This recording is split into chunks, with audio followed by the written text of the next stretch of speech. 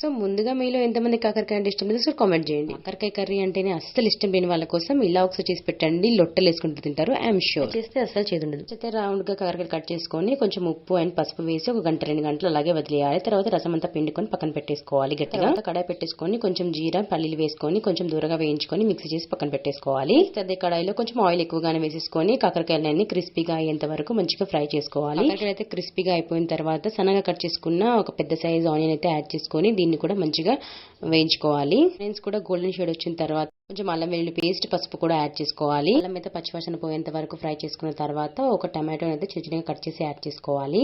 దాని మీద తగినంత సాల్ట్ కూడా యాడ్ చేసుకొని బాగా మగ్గనివ్వాలి. సో 5 మినిట్స్ తర్వాత మగ్గిన తర్వాత తగినంత కారం అండ్ ధనియాల పౌడర్, గరం మసాలా కూడా యాడ్ చేసుకోవాలి. తర్వాత మనం ముందుగానే చేసి పెట్టుకున్న పల్లీ పౌడర్ అయితే అందులో యాడ్ చేసుకొని మొత్తం అంతా బాగా మిక్స్ చేసుకొని 2 మినిట్స్ తర్వాత స్టవ్ ఆఫ్ చేసుకొని వేడి వేడి రైస్ లో తింటే ఉంటుంది. కాకరకాయ అంటే ఇష్టం లేని వాళ్ళు లొట్టలేసుకొని తింటారు. నేను గ్యారెంటీ చేయదు ఉండదు అనమాట.